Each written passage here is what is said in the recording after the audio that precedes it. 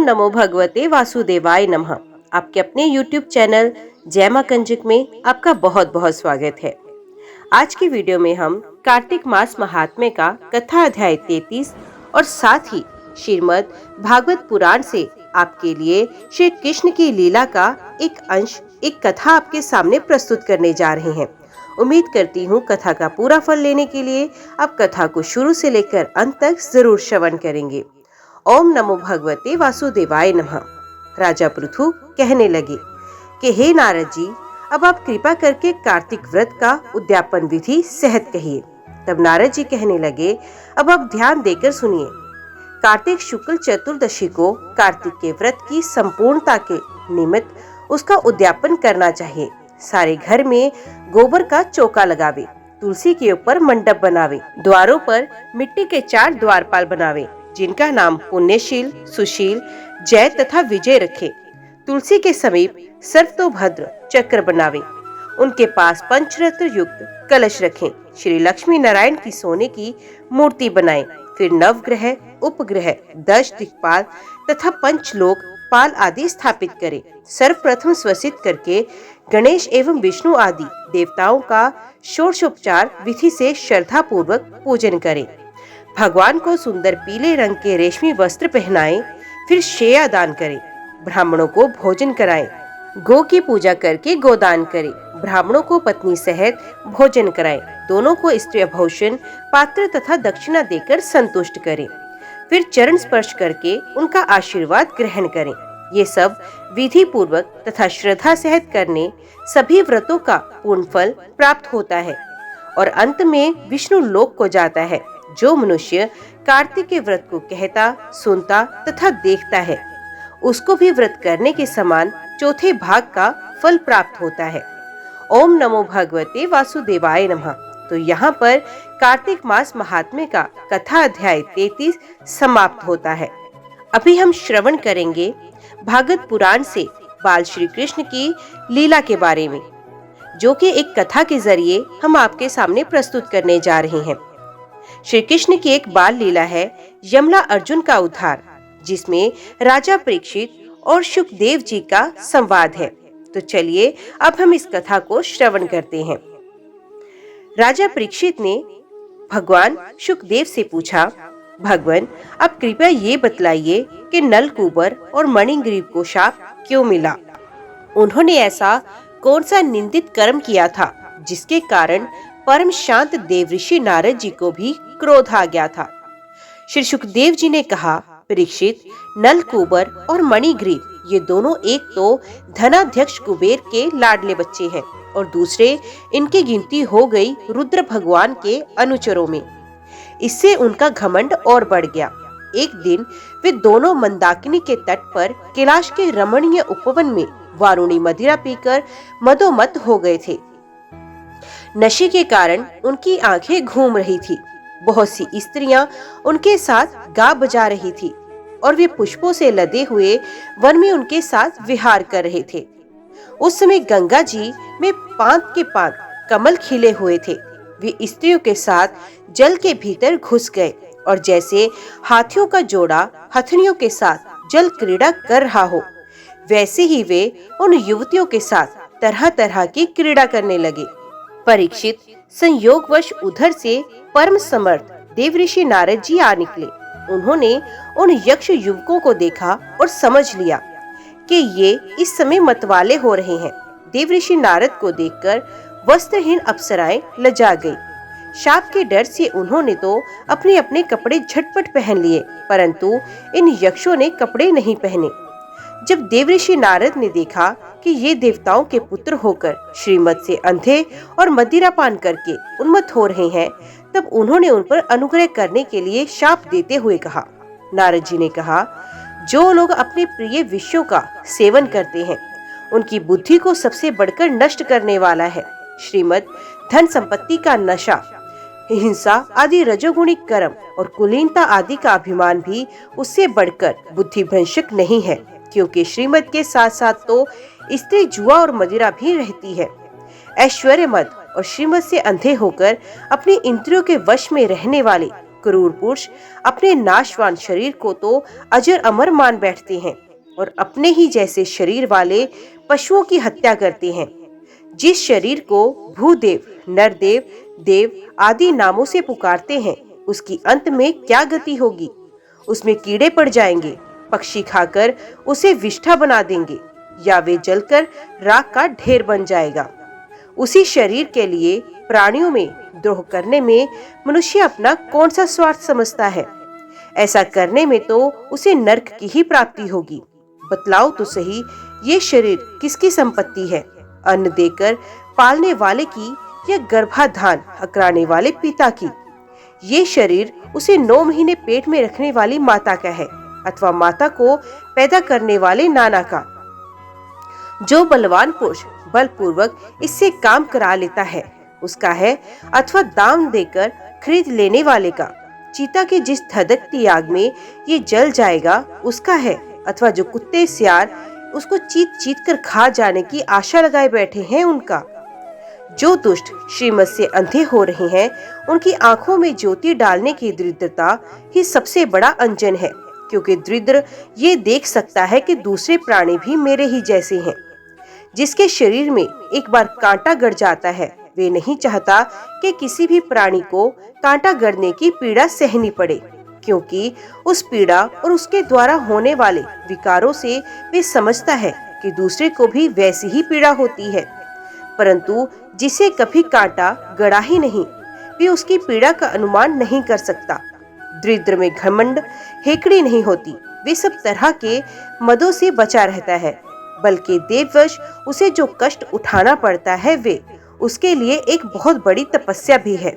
जिसे प्रतिदिन भोजन के लिए अन्न जुटाना पड़ता है, भूख से जिसका शरीर दुबला पतला हो गया है, उस दरिद्र की इंद्रियां भी अधिक विषय नहीं भोगना चाहती, सुख जाती हैं, और फिर वे अपने भोगों के लिए दूसरे प्राणियों को सताता नहीं, उसकी हिंसा नहीं करता। यद्यपि साधु पुरुष समदर्शी होते हैं, फिर भी उनका समागम दरिद्र के लिए ही सुलभ है, क्योंकि उसके भोग तो पहले से ही छूटे हुए हैं। अब संतों के संग से उसकी लालसा तृष्णा भी मिट जाती है और शीघ्र ही उसका अंतकरण शुद्ध हो जाता है। जिन महात्माओं के चित्त में सबके लिए समता है, जो केवल भगवान के चरणार विंदों का मकरंद रस पीने के लिए सदा उत्सुक रहते हैं, उन्हें दुर्गुणों के खजाने अथवा दुराचारियों की जीविका चलाने वाले और धन के मद से मतवाले दुष्टों की क्या आवश्यकता है? वे तो उसकी उपेक्षा के ही पात्र हैं। ये दोनों यक्ष वारुणी मदिरा का पान करने वाले मतवाले और श्रीमत से अंधे हो रहे हैं। अपनी इंद्रियों के अधीन रहने वाले इन स्त्री लम्मट शख्सों का अज्ञान जनित मद मैं चूर चूर कर दूंगा। देखो तो सही कितना अनर्थ है कि ये लोकपाल कुबेर के पुत्र होने पर भी मदोमद होकर अचेत हो रहे हैं, और इनको इस बात का पता भी नहीं कि हम बिल्कुल नंग धड़ंग हैं। इसलिए ये दोनों अब वृक्ष योनि में जाने के योग्य हैं। ऐसा होने से इन्हें फिर इस प्रकार का अभिमान नहीं होगा। वृक्ष योनि में जाने पर भी मेरी कृपा से इन्हें भगवान की स्मृति बनी रहेगी, और मेरे अनुग्रह से देवताओं के 100 वर्ष बीतने पर इन्हें भगवान श्री कृष्ण का सानिध्य प्राप्त होगा, और फिर भगवान के चरणों में परम प्रेम प्राप्त करके ये अपने लोक में चले जाएंगे। श्री सुखदेव जी कहते हैं, देवऋषि नारद इस प्रकार कहकर भगवान नर नारायण के आश्रम पर चले गए। नलकूबर और मणिग्रीव ये दोनों एक ही साथ अर्जुन वृक्ष होकर यमुना अर्जुन नाम से प्रसिद्ध हुए। भगवान श्री कृष्ण ने अपने परम प्रेमी भक्त देवऋषि नारद की बात सत्य करने के लिए धीरे धीरे उखल घसीटते हुए उस ओर प्रस्थान किया जिधर यमला अर्जुन वृक्ष थे। भगवान ने सोचा कि देवऋषि नारद मेरे अत्यंत प्यारे हैं और ये दोनों भी मेरे भक्त कुबेर के बच्चे हैं, इसलिए महात्मा नारद ने जो कुछ कहा है उसे मैं ठीक उसी रूप में पूरा करूंगा। ये विचार करके भगवान श्री कृष्ण दोनों वृक्षों के बीच में घुस गए। वे तो दूसरी ओर निकल गए, परंतु उखल टेढ़ा होकर अटक गया। दामोदर भगवान श्री कृष्ण की कमर में रस्सी कसी हुई थी। उन्होंने अपने पीछे लुढ़कते हुए उखल को ज्यों ही तनिक जोर से खींचा, त्यों ही पेड़ों की सारी जड़ें उखड़ गई। समस्त बल विक्रम के केंद्र भगवान का तनिक सा जोर लगते ही पेड़ों के तने, शाखाएं, छोटी छोटी डालियां और एक एक पत्ता कांप उठा और वे दोनों बड़े जोर से तड़तड़ाते हुए पृथ्वी पर गिर पड़े। उन दोनों वृक्षों में से अग्नि के समान तेजस्वी दो सिद्ध पुरुष निकले। उनके चमचमाते हुए सौंदर्य से दिशाएं दमक उठी। उन्होंने संपूर्ण लोकों के स्वामी भगवान श्री कृष्ण के पास आकर उनके चरणों में सर रखकर प्रणाम किया और हाथ जोड़कर शुद्ध हृदय से वे उनकी इस प्रकार स्तुति करने लगे। उन्होंने कहा, सच्चिदानंद घन स्वरूप, सबको अपनी ओर आकर्षित करने वाले परम योगेश्वर श्री कृष्ण अब प्रकृति से अतीत स्वयं पुरुषोत्तम है। वेदज्ञ ब्राह्मण ये बात जानते हैं कि ये व्यक्त और अव्यक्त संपूर्ण जगत आपका ही रूप है। आप ही समस्त प्राणियों के शरीर, प्राण, अंतकरण और इंद्रियों के स्वामी हैं तथा आप ही सर्वशक्तिमान, काल, सर्वव्यापक एवं अविनाशी ईश्वर हैं। आप ही महतत्व और वह प्रकृति हैं जो अत्यंत सूक्ष्म एवं सत्वगुण, रजोगुण और तमोगुण रूपा है। आप ही समस्त स्थूल और सूक्ष्म शरीरों के कर्म, भाव, धर्म और सत्ता को जानने वाले सबके साक्षी परमात्मा हैं। वृत्तियों से ग्रहण किए जाने वाले प्रकृति के गुणों और विकारों के द्वार आप पकड़ में नहीं आ सकते। स्थूल और सूक्ष्म शरीर के आवरण से ढका हुआ ऐसा कौन सा पुरुष है जो आपको जान सके, क्योंकि आप तो उन शरीरों के पहले भी एक रस विद्यमान थे। समस्त प्रपंच के विधाता भगवान वसुदेव को हम नमस्कार करते हैं। प्रभु, आपके द्वारा प्रकाशित होने वाले गुणों से ही आपने अपनी महिमा छिपा रखी है।